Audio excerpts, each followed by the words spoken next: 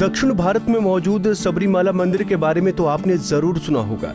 उसमें महिलाओं की एंट्री पर पाबंदी है, पर क्या आप जानते हैं कि ऐसा ही एक मंदिर हरियाणा में भी है, और वो कहीं नहीं बल्कि उसी धरती पर है जहां महाभारत हुआ था। जी हां, तस्वीरें पेहोवा की हैं, जहां भगवान शंकर और माता पार्वती के बड़े बेटे कार्तिकेय भगवान का मंदिर है।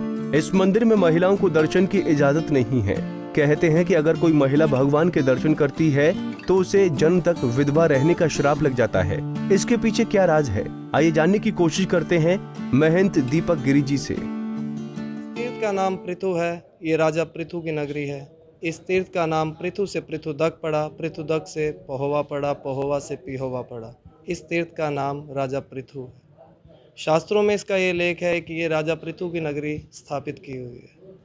ये कार्तिक जी का स्थान है। भगवान शिव के बड़े पुत्र भगवान कार्तिक जी, यही वो स्थान है कार्तिक जी का जहाँ भगवान कृष्ण जी ने पांडवों के हाथों से कार्तिक जी की पिंडियों पर तेल अभिषेक कराया और युधिष्ठिर जी से 2 चिराग अखंड प्रज्वलित करवाए, जो 6000 वर्ष से दिन रात अखंड ज्योति जल रही है।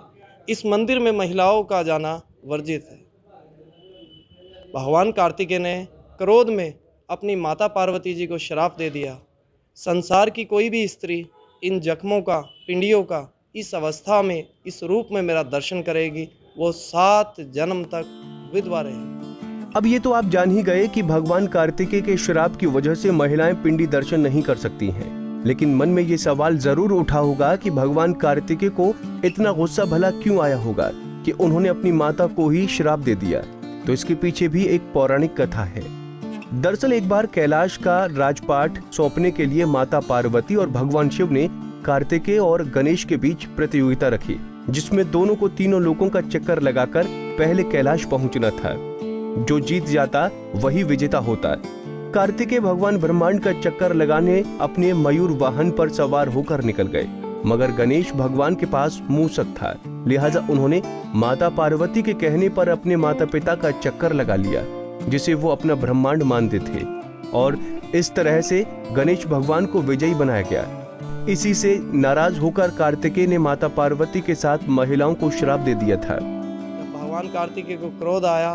क्रोध में इन्होंने अपनी माता के चरणों में अपने शरीर की सारी चमड़ी उतार के रख दी, और जो हड्डियाँ थी वो अपने पिता को श्राप दे दिया कि हे माता पार्वती, ये पिंडी रूप में मेरी चमड़ी है, हड्डियाँ हैं। अगर आज के बाद कोई भी स्त्री जाति इन जख्मों का, पिंडियों का मेरा दर्शन करेगी, वो 7 जन्म तक विधवा रहेगी। जब इनके जख्म बन गए, तब इनकी जख्मों की आत्मा शांति के लिए देवताओं ने इनके जख्मों के ऊपर संदूर से लेप किया और तेल से अभिषेक कराया, ताकि इनके जख्मों को ठंडक पड़े, शांति पड़े।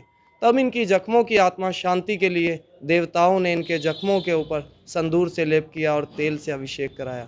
तब से तेल की प्रथा चलती आ रही है यहाँ। ये भगवान कार्तिकेय की थी मोर की सवारी और गणेश जी की थी चूहे की सवारी। तो माता ने शर्त रखी कि जो पूरे ब्रह्मांड की त्रिलोकी की परिक्रमा करके पहले आ जाएगा, उन्हें राजपाट मिल जाएगा। कार्तिक जी मयूर पे सवार होकर परिक्रमा करने के लिए चले गए त्रिलोकी की। जब गणेश जी जाने लगे, इन्होंने अपनी माता पार्वती को रोक लिया। माता पार्वती श्राप दे दिया।